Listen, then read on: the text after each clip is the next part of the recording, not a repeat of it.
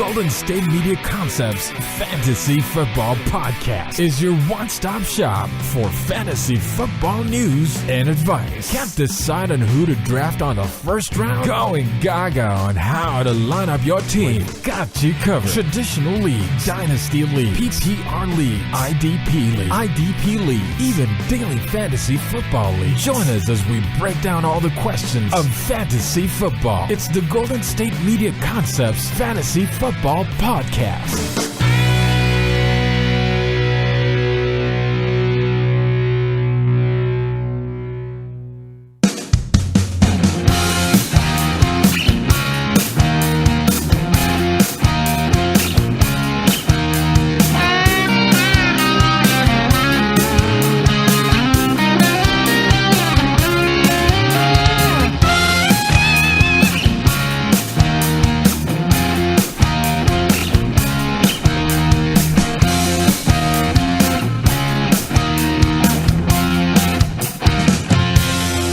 Welcome to the Golden State Media Concepts Fantasy Football Podcast, where we discuss everything there is to know about fantasy football. As always, I'm your host, Jeremiah. And I'm Anthony. And we're here for episode 39. And we're literally a week away from the final, honestly, the final game of the NFL season. Right. It has gone so quick. But, of course, I was told that we will still do this in the offseason, this show. I don't know how many times we're going to do it a week. That's something I have to get confirmation for, but we're always going to be here for you guys. And we have, we're going to talk about the Green Bay Packers backfield situation heading to next year. They were eliminated in the playoffs in the NFC Championship game against the Atlanta Falcons. We're going to discuss 5 receivers who outperformed their preseason rankings, and we're going to discuss anything relevant in fantasy football. So, right now, we're going to start with Ty Montgomery. The Packers officially moved Ty Montgomery from wide receiver to running back. And it looks like he's going to stay at running back heading to 2017. And Eddie Lacy, I believe James Starks, and Christine Michael, I think they're all free agents next year. So that means Ty Montgomery is the lone wolf there in the backfield, and Montgomery did pretty good whenever he was called upon. You know, he ended the year with 77 carries for 457 yards. 162 of those yards came in a Week 15 win against the Chicago Bears. So he's going to get a chance to improve on those toes in 2017. Coach Mike McCarthy said on Thursday that Montgomery won't be moving back to his regular old position at receiver, so he is officially a running back, and he looks like he is someone that could be really good value in the middle rounds for 2017. Yeah, he's someone that, you know, you kind of look at the situation. He was a running back, you know, for the end of the year, a wide receiver, you know, number 88. He was somebody that kind of, you know, gave some life to the Packers because you had Eddie Lacy start the year and he was slimming down and everything looked like it was going to go okay. It's like, oh, okay, cool, great. Now we got Eddie Lacy and we're going to be okay. But the whole running back situation, the entire year for them was just one of those things where it just never fit. It never worked. I mean, you had Ripkowski every now and then do things. Aaron Rodgers for a long period of time was the number one rusher on the team. And you don't really win if you do these things. Ask the Atlanta Falcons when they had Michael Vick. Ask the Carolina Panthers with Cam Newton. Ask teams like Randall Cunningham's teams back when he was on the Eagles and Vikings. Like, that's not something that you could do that's necessarily sustainable to win, you know, football games, especially later on in the season.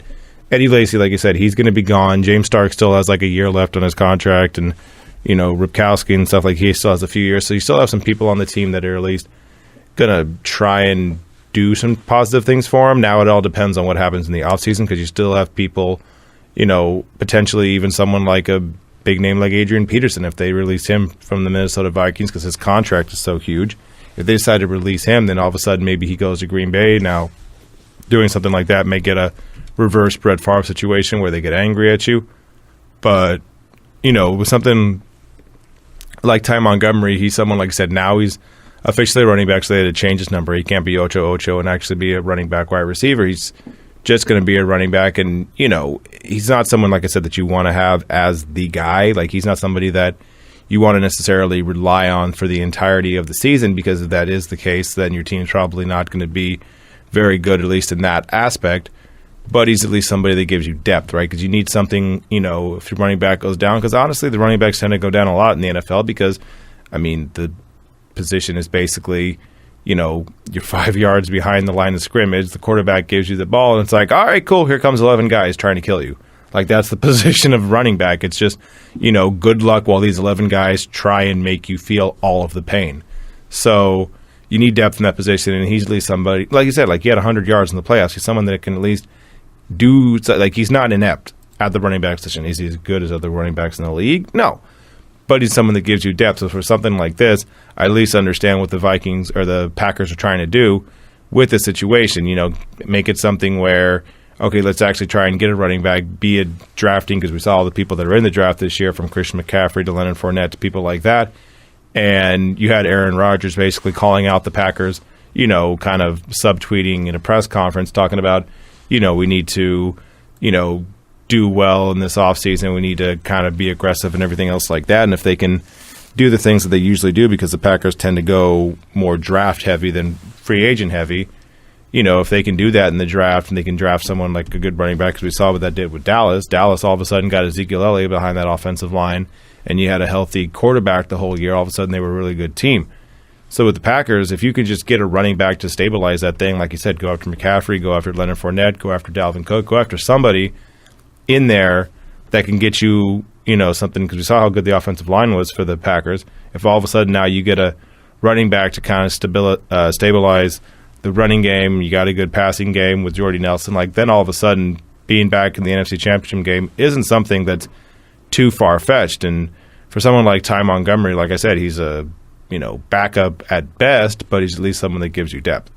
Yeah, and I believe that I did say that James Starks is going to be a free agent. He's actually under contract, but James Starks in 7 games and only averaged 2.3 yards a carry, so right. I don't know if they will keep him. McCarthy said he would love to have Lacey back, but he might cost a lot of money than what they want to pay him, and a franchise tag is probably more unlikely. And Christine Michael's probably not going to come back. He just didn't work out there. Right. They're probably draft a running back, like you said, Anthony. There's some really good ones. This is probably one of the best running back classes I've seen in a while. Yeah, that's the thing. It's not like you have to totally zoom in on one running back. Like you said, there's 3, 4, 5 of them that you can actually get and assume you're going to be, pretty good. Yeah, they're probably not going to get Leonard Fournette. They're probably not going to get Dalvin Cook. There's a chance probably they can get Christian McCaffrey. Yeah. You can even throw Joe Mixon in there. He can be a good late draft pick for the Packers, and I think going to the Packers would be a perfect situation for Joe Mixon because of the troubles that he had in college, and he's going to a good locker room with Aaron Rodgers.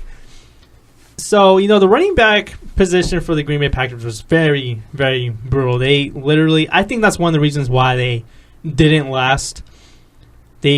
I think that's one of the reasons why they struggled earlier in the year and why they lost against the Falcons. They just couldn't run the football.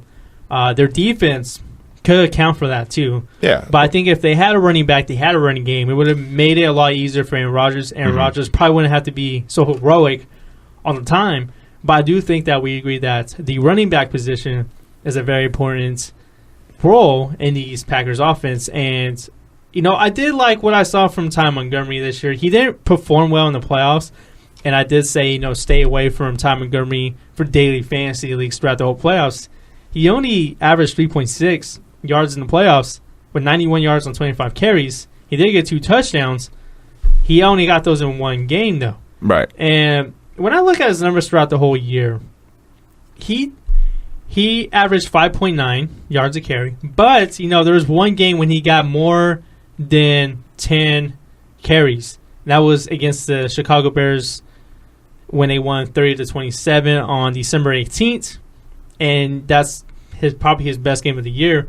But other than that, he just didn't get a lot of carries. So, even if the Packers do happen to draft a running back or happen to stay with Montgomery, I don't even know if he'd be worth drafting like in the early rounds. That's why I think he's a very good, valuable player in the middle rounds because he doesn't get a lot of carries. He is involved in the passing game, but he just doesn't get a lot of carries. They just honestly put all hands on deck on Aaron Rodgers' arm. That's the thing. Yeah, he's someone who, can get receiving yards as well as rushing yards, but it's also not someone that you're going to fully rely on. Like he's like, depending how big your league is, depending if you're in like a 10, 12, 14 team league, then all of a sudden you start looking at him as far as depth going just to get some catches out of the backfield, because Aaron Rodgers does like to do that as well, likes to get the kind of check down while also scrambling around and throwing a Hail Mary. He's also not opposed to basically looking for a couple seconds, like, all right, whatever, check down, Ty, help me out. Yeah, and I do think that, Ty Montgomery's best value as an RB2, maybe a flex option. Right. But, I do think he's someone that should be taken seriously in the middle to late rounds. There's very good value there. But we're going to take our second break. Not a second break, first break. Number one. Number one, I'm getting a little ahead of myself here. We're going to discuss some receivers that outperformed their preseason rankings. Right. When we get back to the Going to Me Concepts Fantasy Football Podcast. Tired of searching the vast jungle of podcasts? Now listen close and hear this out. There's a podcast network that covers just about everything that you've been searching. Hey! The Golden State Media Concepts Podcast Network is here. Nothing less than a podcast bliss with endless hours of podcast coverage. From news, sports, music, fashion, cooking, entertainment, fantasy, football, and so much more. So stop lurking around and go straight out to the Golden State Media Concepts Podcast Network. Guaranteed to fill that podcast itch. Whatever it may be. Visit us at www.gsmcpodcast.com. Follow us on Facebook and Twitter, and download us on iTunes, SoundCloud, and Google Play.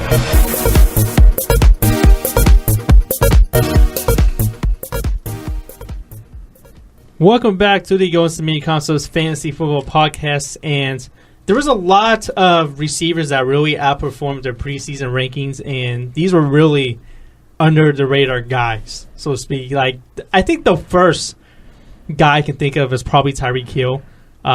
Terrell Williams, you can possibly make a case for Terrell Pryor and Thielen for the Minnesota Vikings. There's just so many guys that really outperformed their draft stock. I don't even think any of these guys I just named were even drafted. They're really top waiver wire pickups throughout the year, and they really outperformed. Tyreek Hill looks like he's going to be probably one of the number one guy for the Kansas City offense. Actually, he'd probably be the number 2 option behind Travis Kelce. Tyrell Williams, he might emerge as the number 2 guy, especially with Keenan Allen coming back from an injury. And Adam Thielen, he was Stan Bradford's favorite target. So I can realistically see these guys, making the case for getting themselves. And as for Terrell Pryor, well, he's actually a free agent. So it kind of depends on where he goes to see if he can even improve even more in his draft stock. Yeah, so you kind of look at these people that kind of came out of nowhere. Tyreek Hill is somebody who, until about probably 8 or 9, something like that, he wasn't somebody who, was basically someone that you could rely on at all because you didn't really know who he was. And then all of a sudden he started to have these breakout games. He started to get some kickoff returns, punt returns, stuff like that. And all of a sudden, was somebody that, all of a sudden you had to have. Like, I picked him up on my fantasy team just kind of out of the blue, kind of looking around, seeing like, okay, so that guy does this, and it ended up working, really well for me. But before I picked him up, I didn't know who he was. And you look at other people around the league, and you can say someone like Thielen who, all of a sudden started to kind of pick it up a little bit as the year went along. You look at the people who, Tyrell Williams, because that had a lot of things with injury concerns for the rest of the people on the team, be it Keenan Allen, stuff like that. You had basically things by necessity. I mean, even people that necessarily didn't have the consistent breakout year, meaning like it didn't go throughout the entire season. You had the tight end for San Diego. I can't think of his name. Hunter Henry? Hunter Henry. Yeah. Hunter Henry. He was somebody who, once Antonio Gates was kind of down, he was a guy that picked up the slack for a second and all of a sudden looked like a guy that you could, get a bunch of, fantasy points with. Then that kind of like went kind of away as the year went along. But I mean, he still had 8 touchdown passes for a rookie. That's really, really, really good. And now something you kind of look going forward, and you want to say, like, okay, great. So we had these people who were doing well, right? You had Tyrell Williams, who came out of nowhere. You had Tyreek Hill, who just burst onto the scene. And, by the end of the season, was someone you had to start. It didn't matter who else you had. You could have had Antonio Brown, which I did, and you started Tyreek Hill no matter what, because you knew he was going to get some kind of a play, be it a kick return or a little slant route that went for 50 yards. You knew he was going to do something important. So now you kind of look at that going forward, and you wonder if that's going to continue, right? Because for certain things you can kind of see and don't know if it's going to translate, right? You can have a good rookie campaign, but if you have like one skill set, they can kind of take that away, right? Tyreek Hill was a punt returner and kick returner and also a guy that was really fast. He's someone that probably can translate and keep going, as the season goes on. And like I said, you looked at it, and once he hit his stride, he was good. Like, you weren't stopping him. So I'm assuming that's going to continue as the year goes on. And even someone like an Adam Thielen, right? Someone, Minnesota, maybe they go back to a different quarterback, so maybe it's a little bit different there, because if Sam Bradford is still the quarterback, then I can see him kind of continuing what he was doing, because he was doing some of his best stuff towards the end of the year. At 100 yards against Houston, he had 54 and 41 yards towards the end of the year, but he was kind of catching his stride also towards the end of the year, and he had a whole season of good plays. So I can see him at least someone that could fall off, just depending on who the quarterback is and what the preference is, right? Because Bridgewater wasn't the same kind of thing, because Thielen's been there. This is his third year in the league, all with Minnesota, and he didn't have over 144 yards for the whole season before this upcoming year. So he's someone that you kind of, even though he had a good year, he may not continue to do that. Tyrell Williams, while he did have a good year, you also have the thing with Keenan Allen coming back, and he's been injury prone, Allen has, but it's at least something that you have to consider, these other people that might come up, to where Tyreek Hill, it's him and Kelsey plays tight end, so don't worry about that. And we saw basically that Alex Smith has a aversion, allergic reaction every time he throws to a wide receiver for a long pass. That's not what he does. So with that said, I think he's the only one of the kind of breakout stars at wide receiver that can keep it going for next year, fantasy-wise. The other ones can get like good stuff here or there, but the ones that we just mentioned, he's the only one that I think, Tyreek Hill, that can keep it going once the next year begins. Yeah, and Adam Thielen was that guy that really came on late in the year. Hunter Henry, he came in, I think, like around middle of the season. So right. When came along, it looks like he's going to be a top target for Phillip Rivers when they make the transition to LA from San Diego. A player that I didn't really name in the beginning of the segment was Jamison Crowder. He actually really did really well as the third slot receiver for the Washington Redskins. He really outperformed his draft stock. He had a really good rookie year. He had 604 yards, 59 receptions, 2 touchdowns in his rookie year. But as for this year, he had 847, and he led the team with 7 touchdowns. Right. And he also has 97 targets, which was third best on the team, behind Pierre Garçon, who had 116 targets, Deshaun Jackson with 100 targets. So he is third, literally behind Deshaun Jackson. I think a lot of people didn't really look at Jamison Crowder because there were so many receiving options there. You got Deshaun Jackson, Pierre Garçon came in late of the year and just outperformed the first half of the year. Jordan Reed, who's looked as a top, 5 tight end, not only in fantasy but possibly in the NFL. And then they also have Vernon Davis, who had kind of a resurging year, so to speak. So he wasn't looked like he didn't really cracked the top 200 on many people's lists because there's so many receiver options there. Right. And I think he's someone that can be really valuable in the probably early to middle round. I think if Deshaun Jackson does leave Washington, I think Crowder can step into the role as the number 1 or number 2 guy, and he can be taken probably in the 3rd round.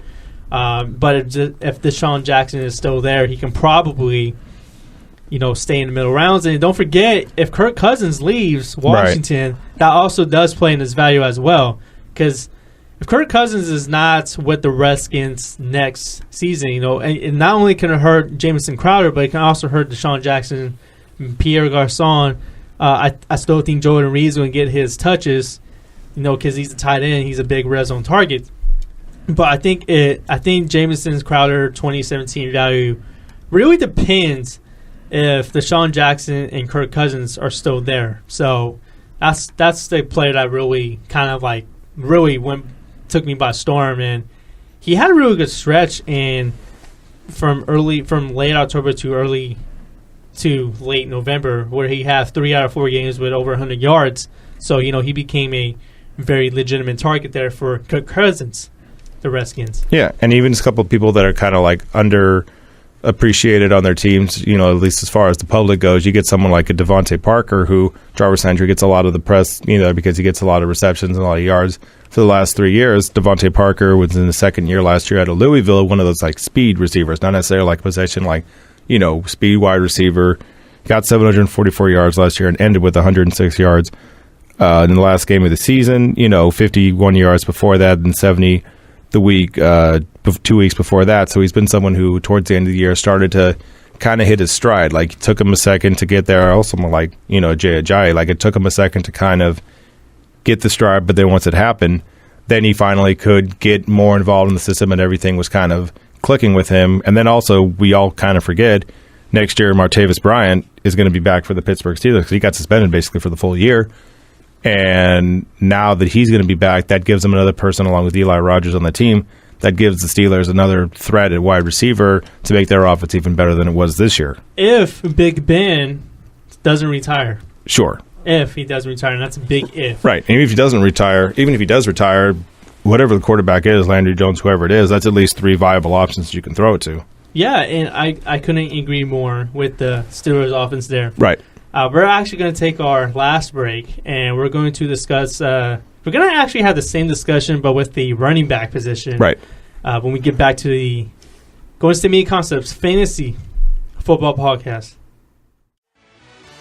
Are you looking for the very best NFL and college football podcast? Then check out the GSMC Football Podcast. Get the latest football news both on and off the field. From the NFL Draft to trades to the rumor mill to the NFL Combines, they got you covered. That's GSMCpodcast.com/football-podcast. Get updates on college rivalries, game day insights, and much, much more. It's football talk the way you want it. This show eats, sleeps, and breathes football. Don't forget to like them on Facebook and follow them on Twitter. Visit GSMCpodcast.com for more info.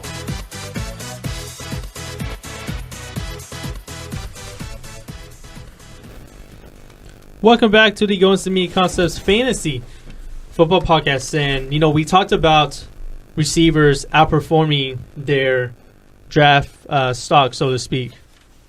And I think it's time we have the same discussion with running backs. Mm-hmm. There is a lot of good running backs that performed or outperformed their preseason rankings, and there's 3 of them that I can think on top of my head. We talked about one earlier with Ty Montgomery. Right. Well, he didn't play running back the whole entire year, but he kind of outperformed what he was ranked at. And even as a receiver, he still finished pretty high as a receiver. Well, not really high, but he outranked his preseason ranking. Yeah, he did better than what you had hoped he would do to start the year. Yeah. And you look at that, then you look at a couple other people. You look at Jordan Howard, because, it's basically like a rookie kind of thing, right? Because, you could say someone like Ezekiel Elliott, right? Zeke Elliott was someone who, was a rookie and, basically killed the league. Like, he was fantastic, great. But you also had expectations for him because he was, 4th overall in the draft. So he had something where it's like you assumed he was going to have a good year, especially behind that offensive line. So he pretty much – he outperformed what you thought he would do, but he still did a lot of really good things, with the team. So, but then you look at somebody like a Jordan Howard, right? Jordan Howard, who was a rookie, 22 years old, coming into the league out of University of Alabama, out of Indiana. And now you have the situation where he was a rookie, came in, got 1,300 yards and 6 touchdowns, and it wasn't like he just had something where it was like, oh, he got a couple good things at the beginning of the year, or oh, he got a couple good things at the end of the year. No, it was the whole season, like 135 to start the year, 111 yards in the third to last game of the season. Like, didn't do so much at the end of the season, but also the team stunk and kind of restrict his things. He only had 12 total carries for the last 2 games of the season, different kind of playing style at the end. But basically, outside of a couple, 22 and 34 yard games, he was always at least around 75 to 80 yards, if not 100 plus yards in every game. He was somebody that, by about, I don't know, like the 5th week of the season, it was like, oh, okay, cool. No, this is the guy that we need to have. You know, he kind of carries on the tradition of a good Chicago Bears running back, along with someone like a Gale Sayers, Walter Payton, even Thomas Jones, you know, back in the mid-2000s, like, you know, somebody that, and Matt Forte as well, someone who, you know, can keep a game going. You know, they at least have that going. Whatever happens with Jay Cutler, like Jay Cutler's going to be Jay Cutler, do Jay Cutler things where he's just going to annoy you, but he's at least somebody that now they can rely on and actually do things going forward, and it kind of stabilizes your team. And something like that, you also have something that go forward with the Miami Dolphins, right? The Miami Dolphins had Jay Ajayi, who wasn't a rookie, but he was in his second year, and he was somebody who didn't even play in week 1, right? He was somebody that, you know, was kind of, I mean, he wasn't supposed to be the guy, right? It was supposed to be Arian Foster because they brought him in, and they even had Kenyon Drake, the running back, the second-string running back from Alabama, who they were bringing in basically, you know, to, you know, get the second-string snaps or whatever, and Jay Ajayi was somebody who they had on the team who they didn't really have as much confidence in because, you know, he hadn't really shown them anything up to that point. Like, you know, before this year started, he wasn't somebody that they relied on. He had 187 yards in his rookie season all total. This season, totally different. He had 3 games with over 200 yards rushing. So he had more in 3 games, in 3 separate games, than he had the entirety of last season. And again, second year in the league. Now, like I said, how Howard kind of stabilized the Bears in the running game. He was a giant reason that the Dolphins made the playoffs because Tannehill got hurt. The offense was kind of inconsistent. Tannehill's not someone you can rely on to win games for you. But Ajayi, I mean, if you can get 3 games with over 200 yards rushing, forget the fact that also he had other games with 100 yards, 111 yards rushing, 79, 77. He had just, you know, really good games outside of just those 3 games. And even if that's all you have, which is those 3 games, that's still almost, you know, 650 yards all total. He was somebody that, you know, came out of nowhere. So now you kind of take those things into account, right? You take these rookie/second-year running backs, and you're like, all right, great. So now looking forward, what do you think will happen next? Do you think these things will actually continue? Do you think Jay Ajayi will continue this? For me, I think it'll happen with Ajayi because the line they have in Miami is really good. Mike Pouncey's kind of injury-prone, but you drafted Laramie Tunsil because he had the gas mask bong.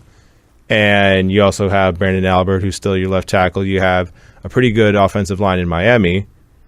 Chicago, same thing. They have a good enough line to where they can keep him going. And you kind of look forward, like, you know, do you think these other running backs can do the same thing? Me personally, I don't think it'll happen as much as Christian McCaffrey, at least from a running style. I think he's more productive in other aspects, which is good for fantasy purposes, but I'm talking about just specifically running back. I'm not talking about receiving. I'm just saying, like, as a running back, the one I would actually have the most faith in would be someone like a Dalvin Cook because of what he did when he was, you know, in college. I think that can be something that he can translate into the pros. Fournette was such like a beast in college, and say a beast, I mean like he would run at you like Marshawn Lynch style, and that can only go for so long. And I don't know if he can do that in the pros. Like, it's one thing to run over like a linebacker who plays for University of Pittsburgh who's 240 pounds. Another thing to do that against, you know, let's call it Luke Kuechly. Like, that's not the same kind of thing. Like, that's not going to work as well for you. So I'd have a little bit of questions for him in his rookie year in the pros. And what about you? What do you think? Well, when you're talking about the upcoming rookies for 2017, Leonard Fournette, I think the perfect team for him to go to would be the Carolina Panthers, because if Leonard Fournette happens to flourish in that system, it can spell big trouble for opposing defenses, especially with the style of play of Cam Newton, because you know he can he runs some stuff as well. And we know Dalvin Cook, I think he is a true 3-down back. He was highly involved in the passing game at Florida State. I think that's something that should translate to the NFL, and he could run on first and second, and happen to be on third down, and can be a goal line back and can catch passes out of the backfield. As for Christian McCaffrey, I just think it depends on the system he's in. Like me, I think the perfect system for McCaffrey would be New England. It just makes too much sense for New England to not take Christian McCaffrey. But as far as Jordan Howard and Jay Ajayi, I do see Jay Ajayi, making the same, having the same success. I actually see Jordan Howard having even better success because, they had some injuries at the offensive line position this year. Kyle Long missed half the season. And, Josh Sitton was a Pro Bowl player. Cody Whitehair, who they drafted, could be a Pro Bowl player in the near future. And Jordan Howard, despite all the offensive line troubles, he was second to Ezekiel Elliott in rushing yards and touchdowns. Yeah. And he averaged slightly better yards per run than Ezekiel Elliott, which was 5.2. Ezekiel Elliott was 5.1. I think if Chicago Bears if they stay healthy at the offensive line position, I think Jordan Howard can have an even better year. If not, he can have even better. He can score more touchdowns possibly. And I think if they can get some stability at quarterback, I think it can make some great success for Jordan Howard. As Jay Ajayi, he broke out of nowhere with those 200-yard games against the Bills and the Steelers, kind of like I think in October. If Ryan Tannehill can come back, and Ryan Tannehill actually did improve, he looked like a whole different player. I think Jay Ajayi can be a force to be reckoned with as well. And I know he struggled at times, but he has a capability to go for long runs. So I do think that Jay Ajayi and Jordan Howard can have the same success as they did last year. Yeah, and then you kind of spread that out to people who didn't have like a fantastic, because we looked at two people who had breakout years, like, oh my God, these guys are great, please draft them next year kind of things. But then you look at other people like a Devontae Booker, like a Paul Perkins over the Giants, something like that, and these people that were rookies that came into the league, and you kind of saw flashes from them, right? And with the Denver offensive line, you can say like, okay, so maybe he can get a little bit better next year.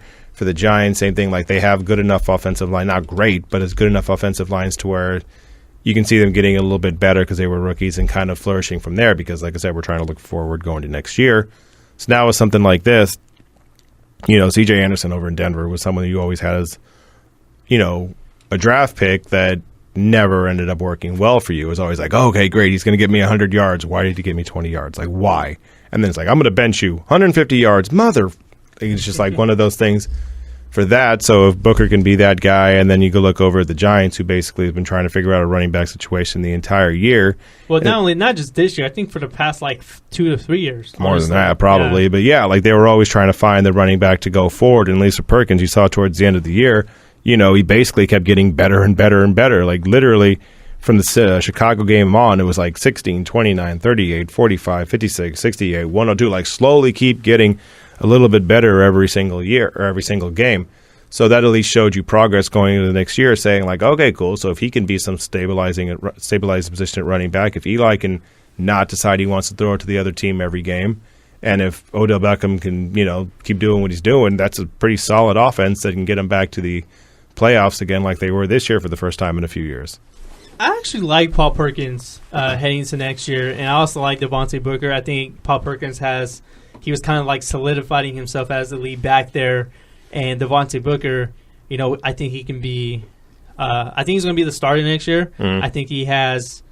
He looks like his running style is different from C.J. Anderson, but C.J. Anderson has proved that he just can't stay healthy. That's the thing, yeah. And Devontae Booker, I think he has potential to be better than he was. And remember, he's a third-round pick, and I actually liked him coming out of Utah last year. But, it's as far as all these guys we talked about, I can see Jordan Howard and Jay Ajayi being really valuable, probably second to third-round picks, probably second round because, they are the starters. Right. But as Paul Perkins and Devontae Booker, I think there's someone I can get probably in round 3 or 4 if they happen to be the starter.